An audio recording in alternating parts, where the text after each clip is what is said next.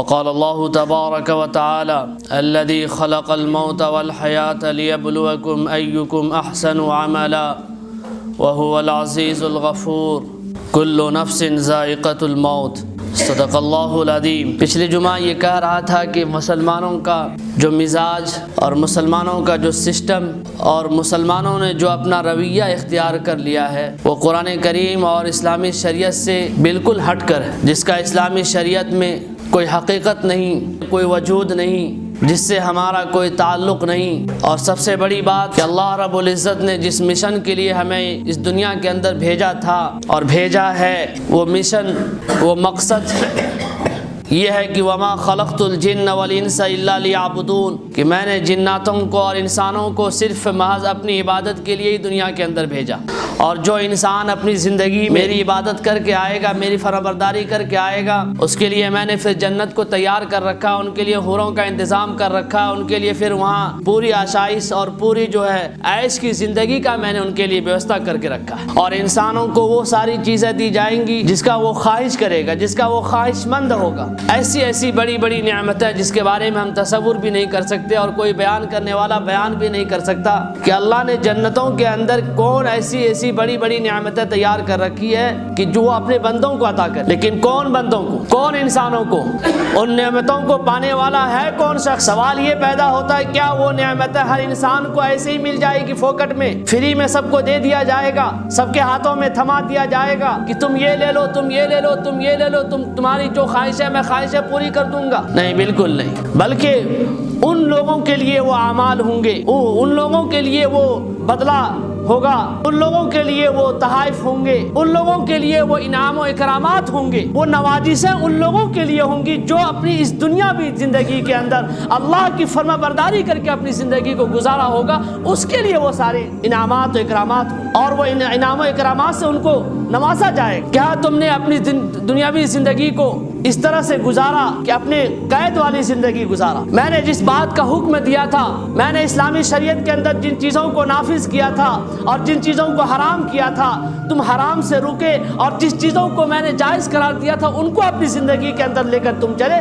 تو تمہارے بدلے میں نے یہ ساری چیزوں کو تیار کر کے رکھا۔ اور جب تم جنت میں آئے ہو تو پھر تم میری ساری نعمتوں کو دیکھو گے، یہاں تک کہ تم میرے دیدار کو بھی دیکھو گے، میرا دیدار بھی کرو گے تم۔ تو سوال پیدا ہوتا ہے کیا یہ مسلمان جس طرح سے اپنی زندگی اس دور میں گزار رہے ہیں، جس طرح سے ہم نے اپنا سسٹم اور اپنا رویہ اختیار کر لیا ہے، کیا ہمارے لیے وہ ساری انعامات و اکرامات ہیں؟ تو جواب آئے گا بالکل نہیں۔ وہ ساری انعامات و اکرامات ان لوگوں کے لیے ہوں گے جو اعمال صالحہ کریں گے، الا الذین آمنوا وعملوا الصالحات، کہ کامیاب اور ایمان والے وہ ہیں کہ جو عمل صالح کرتے ہیں، وتواصوا بالحق وتواصوا بالصبر، اور حق بات کا حکم دیتے ہیں، اور پھر آنے حق بات کو پیش کرنے میں، حق بات پر اعلان کرنے میں اگر کوئی تکلیفیں، کوئی کشٹ آتا تو اس پر صبر کرتے ہیں، ان مصیبتوں کو صبر کرتے ہیں۔ ہاں یہ اللہ کی طرف سے ہے، کوئی مصیبت آئی ہے پھر اللہ کی طرف سے ٹل جائے گی اور اللہ اس کے بدلے میں مجھ کو بڑا اجر عظیم عطا فرمائے گا۔ تو آج کا مسلمان، آج کا ماں باپ اپنے بچوں کو بھی نہ تربیت صحیح دیتا ہے،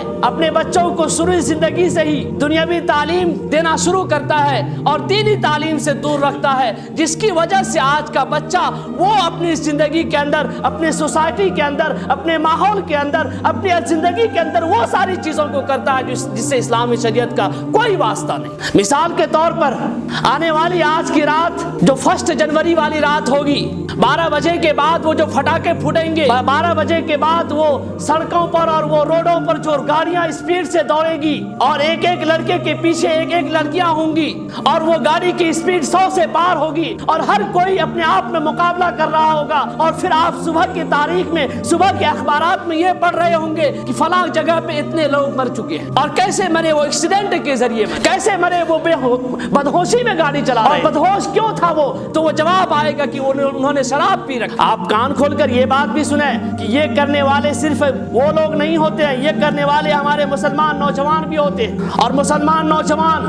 اس چیز کا انتظار میں رہتے ہیں کہ یہ گھڑی آئے گی اور جیسے 12 بجے گا، جیسے گھڑی ٹن سے مارے گی، اور سے ہم ہیپی نیو ایئر کا میسج فارورڈ کرتے ہیں اور ہم پھر جشن منانے لگتے ہیں۔ اے میرے نوجوانوں، اے میرے مسلمان نوجوانوں، کیا قرآن و شریعت سے یہ بات ثابت ہے کہ تم جو ہیپی نیو ایئر کا جو میسج فارورڈ کرتے ہو، کیا اسلامی شریعت کے اندر یہ جائز ہے؟ اگر جائز ہے تو کہیں سے ثابت کر کے دکھاؤ. اگر پھر جائز ہے تو پھر صحابہ کرام نے کیوں نہیں کیا؟ اگر جائز ہے تو پھر اللہ کے رسول جناب محمد رسول اللہ صلی اللہ علیہ وسلم نے اپنی زندگی کے اندر کیوں نہیں کیا؟ تو پتہ چلتا ہے کہ اس کا ہماری اسلامی شریعت سے کوئی واسطہ نہیں، کوئی تعلق نہیں کہ ہم ہیپی نیو ایئر منائیں. ارے ہمیں خوشی کس بات پر ہوگی؟ میں نے پچھلے جمعہ میں یہ کہا تھا کہ ہمیں کس بات پر خوشی ہوگی؟ ہمارے لیے تو ایک سال گزر گیا اور افسوس ہونا چاہیے کہ ان سالوں کے اندر، اس سال کے اندر میں نے کچھ اعمال کیے کہ نہیں. ارے جب ہم گناہ کر کے کیے ہوتے ہیں اور جب گناہ کرتے رہتے ہیں تو اس وقت کیا یہ خیال نہیں آتا کہ اللہ اگر اسی حالت میں میری روح چلی جائے اور میرا موت ہو جائے پھر کیا ہوگا، کیا انجام ہوگا ہمارا؟ حضرت سعید رضی اللہ تعالیٰ عنہ ارشاد فرماتے ہیں کہ اللہ کے رسول نے ارشاد فرمایا کہ وہ قبر دن میں ہزاروں بار آواز لگاتی ہے کہ اے میرے پشت پر چلنے والوں، اے میرے پیٹھ پر چلنے والوں، میں تاریکی کا گھر ہوں، میں اندھیری کا گھر ہوں، میں کیڑے مکوڑے کا گھر ہوں، میرے لیے کچھ اعمال کر کے آنا. کیا یہی اعمال ہم کر رہے ہیں؟ ہیپی نیو ایئر کی تاریخ آئے گی اور اس تاریخ میں ہم اپنی عیاشی والی زندگی گزاریں گے، اپنے پیچھے میں لڑکیوں کو نچائیں گے، اپنے پیچھے میں وہ لڑکیاں ہمیں لپٹ کر پکڑے رہے گی، چپک کے پکڑے رہے گی اور ہم خوشی منائیں گے. کیسی بے شرمی والی بات، کتنی بے غیرتی والی بات. کبھی یہ بھی تو سوچو کہ اگر تیری بہن کو، اگر میری بہن کو کوئی لڑکا اس طرح سے چپک کر پکڑے یا میری بہن کسی کو چپک کے پکڑے تو کیا میرا خون گرم نہیں ہوگا؟ کیا میرے چہرے لال نہیں ہوں گے؟ کیا میری آنکھیں خون کے آنسو نہیں روئے گی؟ کیا ہم گھر میں آ کے ہلا چلا نہیں کریں گے؟ کیا ہم اپنے ماں باپ کو نہیں ڈانٹیں گے؟ تو پھر تمہیں شرم کیوں نہیں آتی کہ تم دوسروں کی ماں اور بہنوں کی عزتوں کو تار تار کر رہے ہو؟ اور وہ ہماری ماں اور بہنیں جن کی نازک کلی ہوتی ہے، جن کے بدن اتنے نازک ہوتے ہیں کہ جو ایک چھپکلی کو دیکھتی ہے تو وہ ڈر بیٹھتی ہے کہ یہ چھپکلی اور گھر سے بھاگ جاتی ہے. ارے ہماری ماں اور بہنوں، ان سے آپ کیوں نہیں کہتے کہ وہ قبر جہاں چھپکلیاں موجود ہے، جہاں سانپ بچھو موجود ہے، جو اندھیری گھر ہے اور وہاں پر تم کو رہنا اکیلا ہے، اس کو بتائے گا کون؟ اس کو بتائیں گے ہم، ان کو بتائیں گے ان کے ماں باپ، اور ان کو بتائے گا قرآن تعلیمات، اور ان کو بتائے گا سیرت نبی جناب محمد رسول اللہ صلی اللہ علیہ وسلم کی تعلیمات. تو اس کا مجرم کون ہے؟ اس کا ڈکیت کون ہے؟ اس کا ظالم کون ہے؟ تو پوچھیں گے تو جواب آئے گا اس کا سب سے بڑا ظالم اس کا ماں باپ. کہ اپنے ماں باپ اپنے بچوں کو دینی تعلیم نہیں دیا، اپنے بچوں کو قرآن و حدیث کی تعلیم نہیں دیا، اپنے بچوں کو قبر کی تعلیم نہیں دیا، اپنے بچوں کو یہ تعلیم نہیں دیا کہ جب تم قبر کے اندر جاؤ گی تو تم سے سوال ہوگا من ربک من دینک من نبیک. کیا ہم سمجھتے ہیں کہ یہ تینوں سوال کے جوابات آسان ہیں؟ یہ سارے سوال کے جوابات تو وہ دے پائیں گے جو نیک اعمال دنیا کے اندر کر رہے ہو. آپ زندگی بھر نیک اعمال نہ کریں اور 24 گھنٹہ ان سوال کے جوابات کو یاد کرتے رہیں، خدا کی قسم آپ جواب نہیں دے پائیں گے، آپ بھلا دیے جائیں گے. اور جس کا یہ پہلا اسٹیپ پھنس گیا، جس کا پہلا معاملہ پھنس گیا، وہ معاملہ پھنستا ہی ہوا رہے. حضرت ابو ہریرہ رضی اللہ تعالیٰ عنہ نے ارشاد فرمایا کہ ایک جنازہ آیا اور جنازہ کی نماز اللہ کے نبی نے پڑھایا اور اس کے ساتھ میں بھی تھا، میں بھی اللہ کے نبی کے ساتھ میں تھا. تو اللہ کے نبی جنازہ کے پڑھانے کے بعد ایک قبر کے پاس بیٹھ گئے تو قبر سے آواز آ رہی تھی کہ دنیا میں جینے والے لوگوں، میں ایسی گھر ہوں، میں بدبو والی گھر ہوں، میرا ٹھکانہ یہاں پہ ٹھکانہ بڑا دردناک، بڑا عذاب، بڑا خطرناک ٹھکانہ ہے، اس لیے کچھ اعمال کر کے آنا، کچھ لے کر آنا،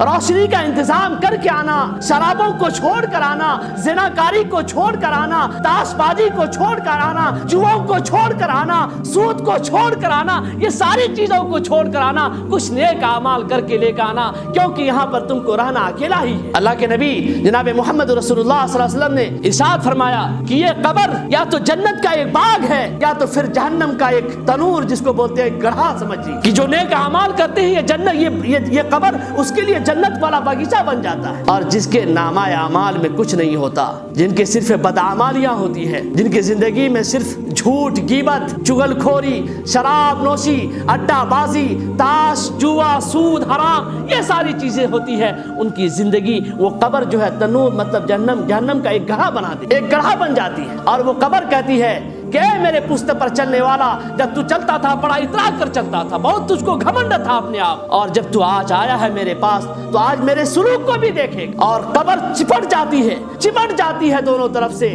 اور حال یہ ہوتا ہے کہ جو اس کے اندر جو سونے والا شخص ہوتا ہے اس کے ایک پسیلی دوسرے پسیلیوں سے جا ملتی ہے، اور اس طرح سے انسان چور چور ہو جاتا ہے۔ کیا ہم اس عذاب کو برداشت کر پائیں گے؟ کیا اس سختی کو برداشت کر پائیں گے؟ کیا اس سختی کو ہماری مائیں اور بہنیں برداشت کر پائیں گی؟ جو آنے والی تاریخ جو کچھ ہی لمحوں میں آنے والی ہے، جس میں ہم نے تیاریاں کر رکھی ہے کہ ہم جنوری میں اس طرح سے خوشیاں منائیں گے، جشن منائیں گے، اور پھر ڈی جے بجائیں گے، اور پھر وہ ڈی جے پر ایک ساؤنڈ ہوگا، اور ساؤنڈ پھر ہم ناچیں گے، اور پھر ڈسکو کریں گے، تو پھر عیاشی والی زندگی گزرے گی۔ میرے مسلمان بھائیوں، مسلمان نوجوانوں، ہمیں ہو کیا گیا؟ ہمارا حال تو وہی ہے جو منافق والا حال، جو منافقوں کا حال تھا، کہ وہ منافق بھی اللہ کے رسول کے پاس آتے تو اللہ کے رسول کی تعریف کرتے کہ اذا جاءك المنافقون قالوا نشهد انك لرسول الله والله يعلم انك لرسول والله يشهد ان المنافقين لكاذبون۔ کیا آپ تو اللہ کے رسول ہیں، آپ حقیقت میں اللہ کے رسول ہیں، لیکن ان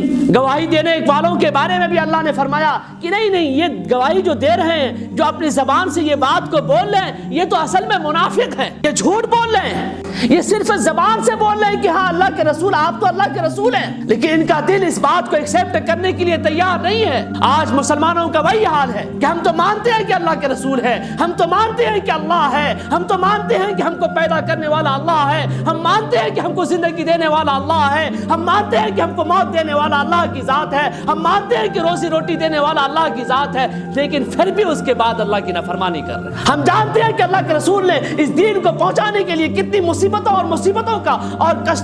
کٹھنائیوں کا سامنا کیا، اس کے باوجود بھی اس دین کے ساتھ ہم مذاق اڑا رہے ہیں۔ تو ہمارا حال بھی تو منافق والا حال ہوگی کہ صرف زبان پہ ہے، دلوں کے اندر اللہ کے نبی کی محبت نہیں، دلوں کے اندر اللہ کا ڈر نہیں، دلوں کے اندر اللہ کا خوف نہیں، جو من میں آتا جو اپنی منچاہی زندگی گزار رہے ہیں۔ تو کیا یہ زندگی گزار کے، منچاہی زندگی گزار کے، کیا وہ جنت والے